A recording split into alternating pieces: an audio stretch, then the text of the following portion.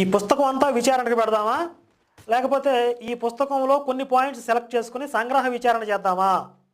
అంటే ఈ పుస్తకం అంతా విచారణ పెట్టడం ఎక్కడైతుందండి, సంగ్రహ విచారణ కొన్ని పాయింట్స్ సెలెక్ట్ చేసుకుందాం అని ఓఫీర్ చెప్పాడు. అప్పుడు కూడా ధర్మాచార్య ప్రతిష్టాన్ ఏం చెప్పారో తెలుసా? అయితే కొన్ని పాయింట్లు మీరు సెలెక్ట్ చేయండి, కొన్ని పాయింట్లు మేము సెలెక్ట్ చేస్తాం, ఇద్దరం కలిసి కొన్ని అంశాలను ఎంపిక చేసి ఆ అంశాల మీద విచారణకు పెడదాము. అప్పుడు కూడా ఆ అంశాల వరకే అవి తప్పో ఒప్పో నిర్ణయం జరుగుతుంది తప్ప మిగిలిన విషయాలు తప్పో ఒప్పో నిర్ధారణ అయినట్టు కాదు. ఈ అంశాల వరకు తప్పో ఒప్పో నిర్ణయించుకుందాము, మిగిలిన విషయాలు తప్పో ఒప్పో తేలలేదని పెట్టుకుందాము అని చెప్పారు. అట్లాగే నీకు నిజంగా సత్య నిర్ధారణ జరగాలనే దృష్టి కనుక నీకుంటే ఎంత బలహీనంగా, ఎంత డొల్లతనంగా, ఎంత భయంగా మాట్లాడవు.